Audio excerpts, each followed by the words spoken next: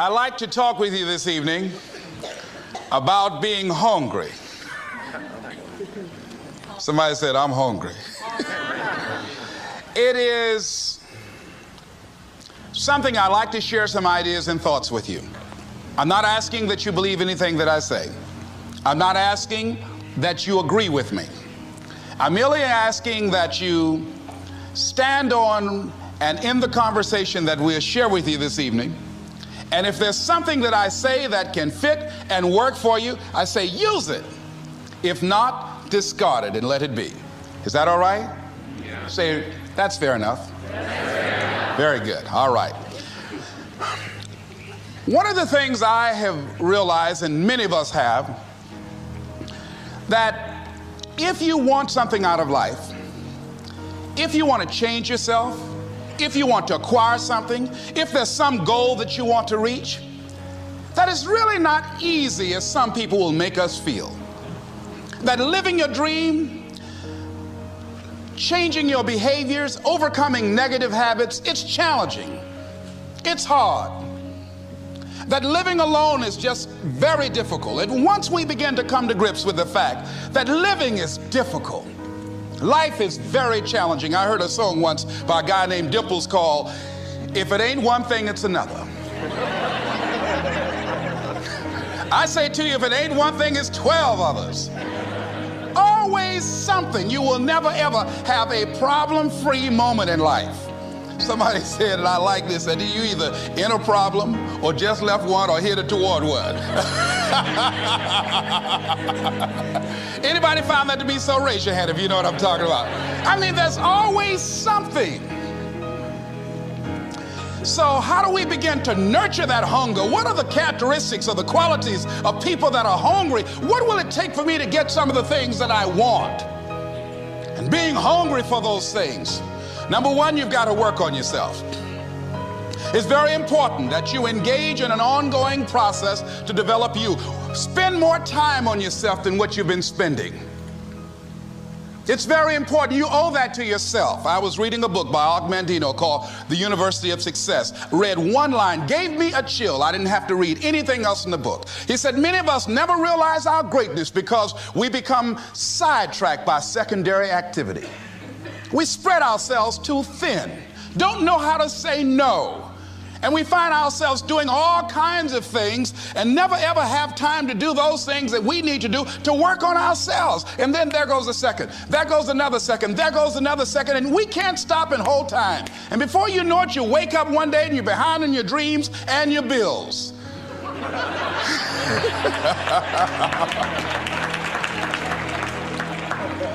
So decide that you're going to take some time to work on you, that you deserve that from yourself, that your life deserves some prime time because you are creating your own production. As Michael Todd would say, you are the star of your show. You are the director. You're writing the script. And you will determine whether your life is a smash office hit or flop. You'll determine that. Working on yourself, talking to yourself. That's so very important.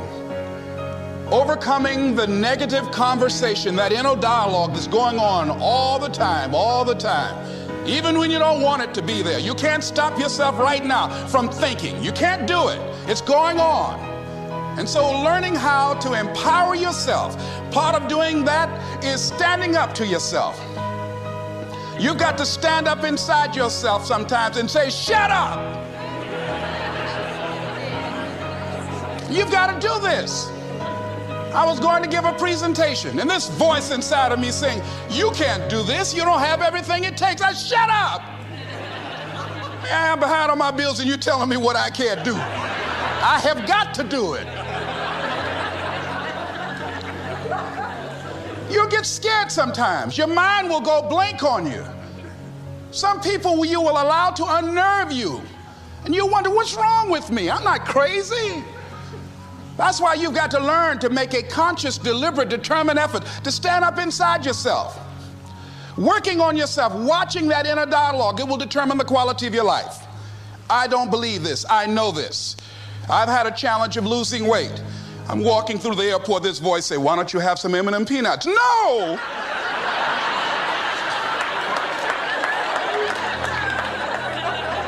Well, just one. Then after you eat that, you might as well have a Snicker now, you sucker. I mean, it's challenging. My mother fixed the kind of sweet potato pie you can't eat with your shoes on. Have to take your shoes off so you can wiggle your toes. It sticks on my fingers. It says, eat it. One little bite won't hurt. That voice, constantly. Little demons from Colonel Sanders driving my car in there. I had to say, no, no, no, no. I'll diet tomorrow. I saw a skinny man get hit by a truck. Had he had a little bit more weight, he might have lived, you know. Some of you know what I'm talking about. Raise your hand if you know that. That voice is awesome. So you have got to stand up to that voice. When you're working on something you want to achieve, you have got to stand up to that voice. You've got to sell yourself every day on your abilities, on what you're doing, on the goal that you want to reach. You've got to sell yourself every day, every day, every day. According to your level of belief, it will manifest itself in what you're doing. Whatever we have right now, whatever we're demonstrating in our lives, is a result of what we believe subconsciously that we deserve. And part of increasing that belief level is that you have got to convince yourself every day. You've got to sell yourself. I do a lot of training for many corporations, and I conduct sales seminars, and I've heard all kind of guys doing techniques and training people techniques of how to close sales and how to work with and begin to control the sale and how to ask for the close. Let me share something with you. You can learn all the techniques in the world. If you don't believe in yourself, it won't happen for you. I learned all of it. So that's why I do a training called Focus on the Seller. You've got to focus on you. And as you convince you, as you sell yourself every day, every day, every day, you will begin to see a difference in the things that you're doing. Selling yourself on your ability to perform a job, to achieve a certain objective. Telling yourself every day, here I go again. And I got what it takes. This is my day. And nothing out here is going to stop me. And when you go out there in life, say, come over here. Say it again. Well, I'll be back tomorrow. That brings me to the next thing. It takes courage to act. Part of being hungry when you've been defeated, it takes courage to start over again. I used to do door-to-door sales, and I was working with another friend of mine, and door-to-door sales, I mean, it's punishing. It's cruel and unusual punishment. And I was a little boy knocking on the door. Hello, would you like to buy a nice working television set? No money down? No! Bam! They slammed the door in your face. And the friend of mine that was working with me, they slammed the door in his face, and I looked back, and he was going to the car. He said, I can't do this. And he sat down in the car, and he said, you go ahead, I'll be here when you get back. Now, he had a mother and father to take care of him. My mother was ill. I am adopted. I was hungry. I had to go on. I learned something about myself. That when you step into your fears, somebody said, it was Winston Churchill, he said that courage is going from failure to failure without losing enthusiasm. When you step into your fears and continue to push yourself to go on, something happens for you. It will enable you to transcend yourself. I went to the next door. You like to buy a nice working television? No! Bam! Went to the next one. No! Bam! After a while, I no longer took it personal.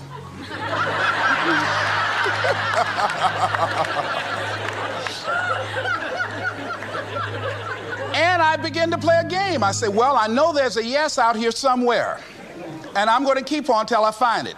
And I'm not going home until I do. And I continued to knock on doors. And then somebody eventually would say yes. And I said, are you sure? And I would go in there and I would get the sale. When you have something you want to do, if you don't develop the courage to do that which has been given you to do, and you spend a lot of time going around trying to convince other people or trying to get their approval, what will happen is that you will lose your nerve. And other people will convince you that what you're doing doesn't have any value, and you'll give up on your dream. It's an interesting thing about life, I've also found, that if you don't have the courage to act, sometimes, and particularly, if you have something special to do, life will move on you. If it were not for life, I would still be a disc jockey. I didn't just leave voluntarily to go to the state legislature. I was fired.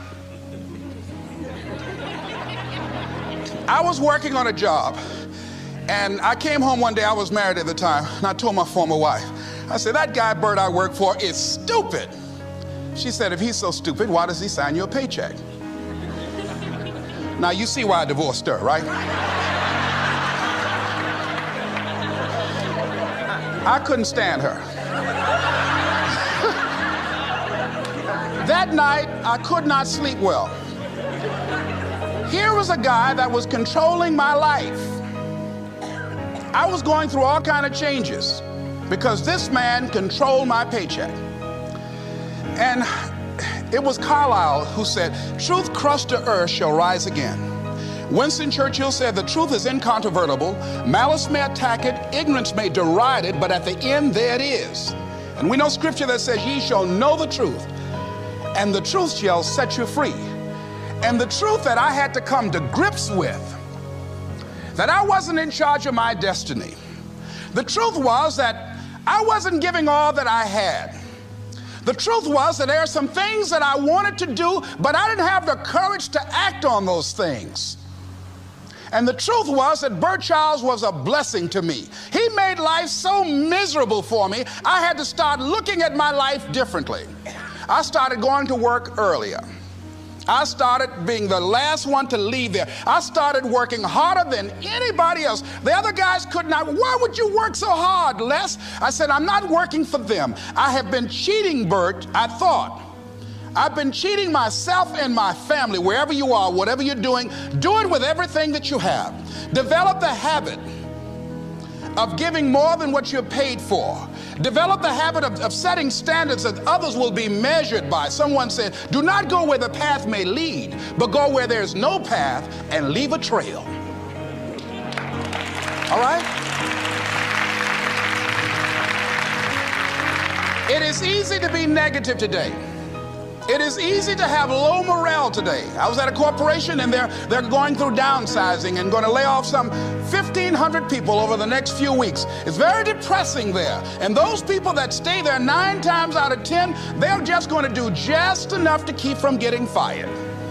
Anybody can do that. But if you can begin to harness yourself and say that where I am, I'm going to do the best I can with what I got, because that is an expression of who I am. If you get into the habit of just being mediocre, it will become a part of your consciousness. If you get in the habit of giving less than what you have it within you to give, it will begin to reflect itself in your personality. It will begin to damage you psychologically. And you don't want to be a part of that kind of self-destructive behavior. And so you want to set some high standards for yourself. The next thing, part of what feeds that hunger, you've got to develop a sense of urgency. Aurelia said, stop living your life like you have 1,000 years to live. In life, you're either here today and you're gone today. If there's something that you want to do and you can't do it all at one time, do just a little bit of it. I like what Robert Schuller says. He said, by the yard it's hard, but inch by inch, anything is a cinch. Do just a little bit of it. A friend of mine, Bobby Kerr, used to be a roommate. Bobby wanted to go into the area of public relations. He loved working with the public. Young lady he wanted to marry named Clarice. Bobby was a great procrastinator. Pretty soon the job where Bobby worked, they transferred him to another location. He went out to celebrate with the people on that new job site. And Bobby suffered a massive heart attack and died. Bobby didn't drink and didn't smoke, was under 40, and he died. Ask your question. How much time do you have left? How much time do you have left? When you start thinking about that, we don't know. We don't know. Bobby took all the greatness and all of the talent and all of his abilities to his grave with him. One of the things he could have put in parentheses under his name, he didn't use all his stuff. And most of us do that. Most of us don't use the stuff that we have brought into the universe. And we want to make a conscious, deliberate, determined effort to start living life with a sense of urgency and using what we've got. Using ourselves up. Sharing what we brought into the universe to share. Because if we don't, nobody else will. Stop wasting valuable time, knowing that if we begin to live our lives as if each day were our last, our lives will take on a whole new meaning. They take on a whole new expression, valuing each moment that we are blessed with. The next thing that begins to nurture that hunger, honor yourself as your word. Don't give your word out lightly. When you throw your word out there and you don't honor it, it makes a statement about you. If you decide to maintain a sense of integrity with yourself, that if I speak it, I'm going to live it. It's who I am. And I'm going to be very cautious in how I give my word to others, and most of all with the commitments that I make to myself, because I want my life to reflect my words and honoring who I am and what I express.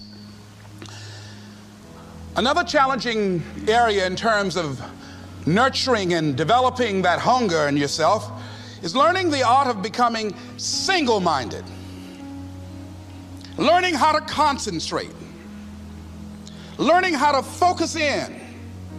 And you'll be surprised at the things that you're able to do. When you learn how to block things out, when you learn how to keep thine eyes single, you'll be surprised at the ideas that will come to you, of the people that you'll be able to attract, of the opportunities that you'll be able to see. You'll begin to see things that have been standing there looking you in the face saying, I can't believe this has been here all this time. Here's a habit that I do. Maybe it might be of some value to you. I get up in the morning and I start writing what great ideas that I can think of today that can improve me and that will enable me to reach my goal. And I just let my mind flow. Sometimes I write 15, 20 ideas. Some days it's more difficult than others. One idea can change your life. One idea can turn your life around. Deciding that you're going to focus to develop your skills. The guy was the new owner of a baseball team that was in the basement of the league when he took it over. He went to the pitcher and he said, what is your best throw? And he said, well, I got a good curveball and I've got a good fastball. And he went on talking about his different throws. He said, but tell me this, what is your best throw? He thought for a moment. He said, I've got a good fastball. He said, that's all I want you to work on. Nothing else. Just develop your fastball. The next year, they went to the World Series. Most people don't know where their fastball is. Most people go through life never discovering what their talents are. Most people never develop their talents. They have skills and abilities, but if you don't nurture them, if you don't develop them, they will never serve you. Your gifts can take you many places if you develop your gifts. Most of us don't like to do those things that come easy to us. I've always loved to talk to people. I decided, taking this advice, to develop my skills as a speaker. And my gift has developed and it's taken me many places. You have something that you brought to the universe, and that if you decide that my life deserves my developing, this is what I do well. And becoming the best at it and mastering myself and seeing what I have within me. If you decide to drop your buckets where you are and develop your gifts, I grant you, you'll never ever be without.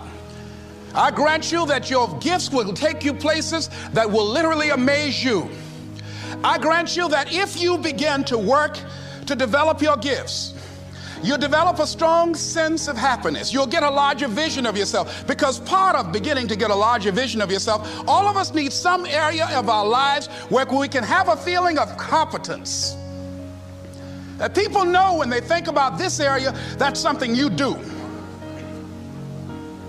That you eat and sleep that, and that you do that, and people know it, and you know it, and you know that you know this. If you don't know anything else, you know this. Can you tell I know what I'm doing? Oh, hello. You know this. So you've got to work on it. When other folk are having a good time, you've got to have the strength of character to concentrate, to read, to digest information. If you decide in any particular area that you're concerned about, to make a conscious, deliberate, determined effort to read one book a month in that area, in 5 years, you'll be among the top 5% experts in the world. I read a minimum of 2 books a week. The average American reads only 1 book a year. If you decide that area that you love, that you are going to master that particular area, in this era of accelerated change, overwhelming complexity, and tremendous competition, as you begin to develop and expand your skills and your talents and your vision of yourself, you will always be in control of your destiny. The next thing is, whatever it is that you want to do, you want to do it massively. I have a friend who was telling me that his sales were down. I said, well, how many phone calls you make a day? He said, 25. I said, double them. Make 50 or 75 or 100. He said, oh man, that's just too much. I said, what do you mean too much? You behind on your bills? You're talking about too much? You know one way to get back on your feet real quick is to miss 2 car payments? You talking about you're tired? There's no competition out here. Decide that you're going to push yourself. Most people won't do that. Most people give up on themselves easily. You know the human spirit is powerful. There's nothing as powerful. It's hard to kill the human spirit. They asked Benjamin Disraeli, a man who became the head of a country at a time when Jews were not allowed out after 10 o'clock. They said, how did you do it? How do you achieve against such great odds? He said, nothing can resist the will of a people that will stake even their existence on the extent of their purpose for good. That when you have a made-up mind, when you decide that you want to do something, I was reading something the other day, he said, the power to hold on in spite of everything, the power to endure, this is the winner's quality. The hunger, the ability to face defeat again and again without giving up. This is a winner's quality. You have that quality within you. When you're hungry, you don't care about the facts. You don't care about the odds. Doug Williams played for the Washington Redskins, quarterback. John Elway of the Denver Broncos in the Super Bowl. Everybody was talking about Elway. After the Super Bowl, when Doug Williams made a historic passing game, they asked him, said, how were you able, in spite of all of the negative publicity saying that you couldn't win, how did you do it? He said, I ignored my critics. I just didn't pay any attention to them. I ignored myself because they kept on saying it so much. There were times I doubted whether or not I can do what I needed to do. There's a Doug Williams in everybody here. There's greatness in you. And you've got to learn how to tune out the critics outside and the critic inside. And since I'm going to do this, I'm going to harness my will. And I'm not going to let anything stop me. I deserve this. I'm going to do it until. And this friend, I told him, said, start increasing your calls. I said, I make 100 calls a day. I got a callus in my ear. My ear kind of dark, you can't see it, but it's there.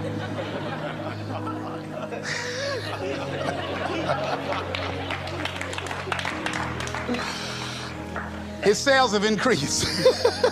He's working harder now. The other thing is that if you want something, you have got to be relentless.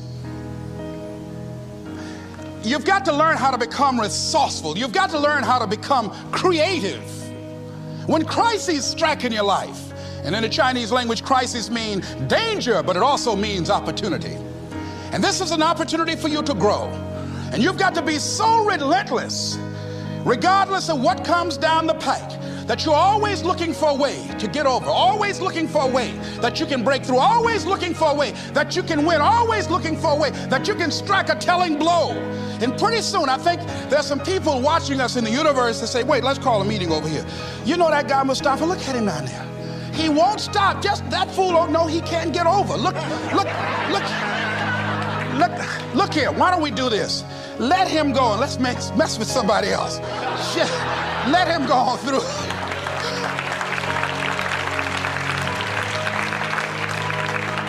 Life will just get tired of whipping you sometimes. And just say, let's just let this one go. I believe this. Now, no one has told me this, but I just kept on kicking.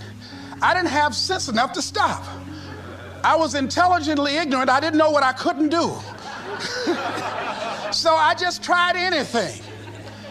And the fascinating thing about life, because you can't get out of it alive, you might as well have a good time, you know? You might as well have a good time. Live your life with passion, with some drive.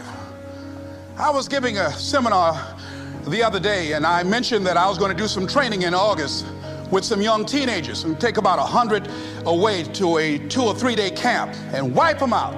Been working on this. So after the speech, one of the parents walked up to me and said, Mr. Brown, I'd like for you to do something for my son. He's not motivated.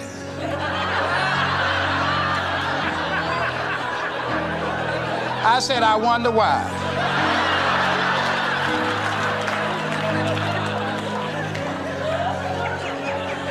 I wonder what's wrong with him. He had no fire whatsoever. See, what you do speak so loudly, folk can't hear what you're saying. And so if you don't have any fire, you know, you've got to watch the people, the relationships that you develop. Have people of kindred mindsets. If you're around folk who are dead and negative all the time, they will affect you.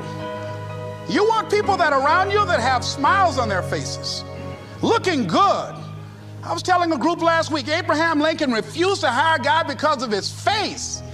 They said, but the guy can't help it. He said, anybody over 30 is responsible for their face. If you have some depressing face looking at you every day, it affects your blood pressure. Keep these dead faces away from you. It's contagious. This is serious. So you've got to watch your countenance, watch your face, have an uplifted expression, watch your body posture. All of these things affect you psychically. You got to be the kind of person that you are fearless. Fearless. Folk leave fearless people alone. There's some people walk through a neighborhood and every dog in the neighborhood would bark at them.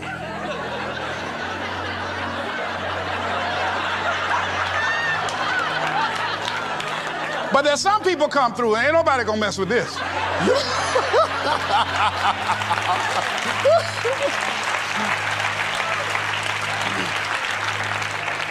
You are unstoppable.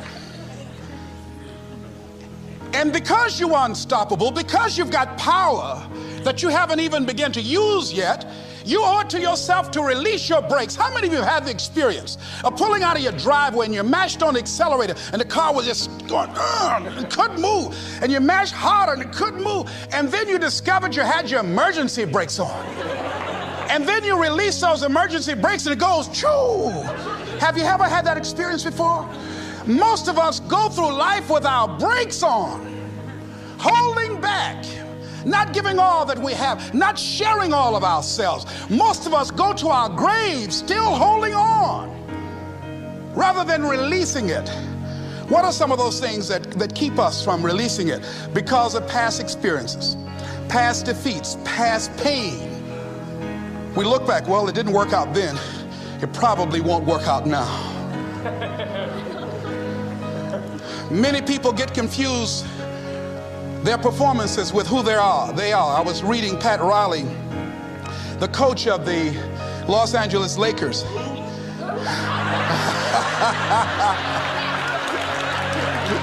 But you're going to like this quote here.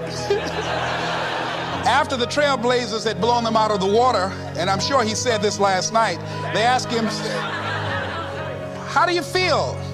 He said, tonight we were exposed for what we are right now. You see? That if my speech tonight doesn't work, it doesn't mean that I'm a bad speaker. It means that what I did didn't work tonight. And I've got to separate what I do from who I am. And I've got another shot. See, the last chapter to your life has not been written yet, and it doesn't matter about what happened yesterday. It doesn't matter about the things that you've done that you feel guilty about. If you wouldn't do it today, you're convicting an innocent person. You've been reborn to a new state of consciousness. And as they say, if we knew better, we would do better. And so you begin to decide, I'm not going to be denied. I remember, and I was telling someone, and they asked me, would you repeat that again? I was interested in going into broadcasting. I'm adopted, and that was my key out. I wanted to make my mama proud of me. I was very much appreciative of what she's done for my brother and sister and I. And that was my way out. And I went over to a radio station, asked a guy and told him that I was interested in broadcasting. He looked at me in my straw hat and my overalls. He said, you have any broadcasting background? I said, no, sir, I don't. What do you do? I cut grass. Young ladies asked me what kind of work I do, and I was working on a garbage truck. I say, well, I'm a sanitary technician. He said, we don't have any job for you. I decided that was something I was going to do. I decided I'm unstoppable. I'm going to go up in here. I'm going to do this. I started going to the radio station every day, developing a relationship with the people that were doing what I wanted to do. And that's what I encourage you to do. Whatever area you want to go in, find people that are doing it the way you want to do it and develop a relationship with them. When I decided to go in this area, I wrote letters to Dr. Norman Vincent Peale, to Zig Ziglar, to Dennis Waitley, all of the giants in this area. And I said, this is something I want to do. I've been following your career. Would you help me? Dr. Norman Vincent Peale answered my letter, did an article on me, wrote about me in the most recent book that he issued, and done many broadcasts about me. I'd wanted to develop a relationship and rapport with those people that were achieving those things that I wanted to achieve. By the same token, I would go to the radio station, and I developed a relationship with the guys. And they used me as an errand boy when they needed some food or someone to go pick up entertainers that came into town. Temptation singing My Girl, Jerry Butler singing For Your Precious Love, Sam Cooke singing Darling You Send Me. I would pick up the entertainers at the airport and driving around in the disc jockeys, big Cadillacs. They didn't have any driver's license, but I was acting like I had some.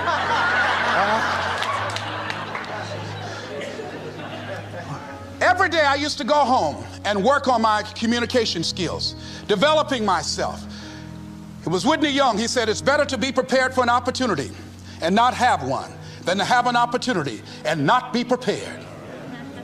Start working and developing yourself now and prepare yourself for what it is that you want, because you expect to get it. And when the disc jockeys were in the control room, I would go in and watch them and develop a trust level, and they would let me stay, and I would watch and observe them working the controls.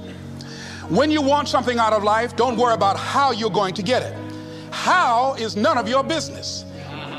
The most difficult thing it is to hold the vision. It's to hold the vision. So there I was at the radio station. A guy was on the air and he started to drink by the name of Rock. I was outside the window looking at him and watching. Hungry and ready. Saying, drink, Rock, drink. Pretty soon the phone rang. It was the general manager. I said, hello?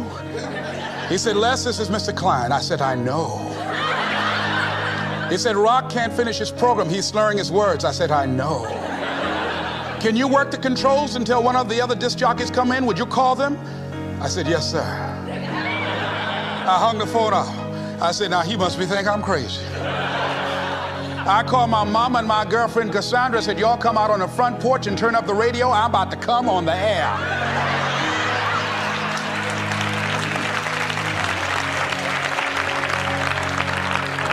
I waited about 15 minutes. I called him back. I said, Mr. Klein, I can't find nobody. He said, well, why don't you go in there and work the controls until they get there? And don't say nothing here. I said, yes, sir. I couldn't wait to sit down at that turntable, Mustafa. I said, look out, this is me, LB, Triple P, Les Brown, your platter playing Papa. There were none before me, and there will be none after me. Therefore, that makes me the one and only. Young and single and love to mingle, certified, bona fide, indubitably qualified to bring you satisfaction and a whole lot of action. Look out, baby, I'm your love man. I was hungry.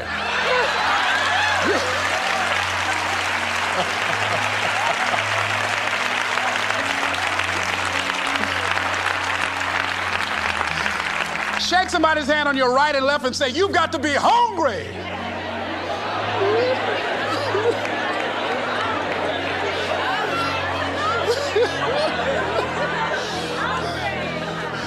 Well, y'all something else. You hear me? You want to be persistent about what it is that you want to achieve. Alexander Graham Bell said, what this power is, I cannot say. All I know is that it exists, and it becomes available only when a man or a woman is in that state of mind in which he or she knows exactly what he or she wants and is fully determined not to quit until they find it. When our children are learning how to walk, how many times will your baby attempt to walk and fall and you just say, just sit down, don't try anymore, you've fallen 20 times. Just sit down somewhere, busting your lip and everything, getting in folks' way. When will a baby walk? It will walk when it walks. That's when it will walk. Les, when will you be known nationally as the motivator? I will be known when I'm known. That's when I'll be known. Don't get caught up in, well, I've tried it 4 or 5 times and things didn't work out.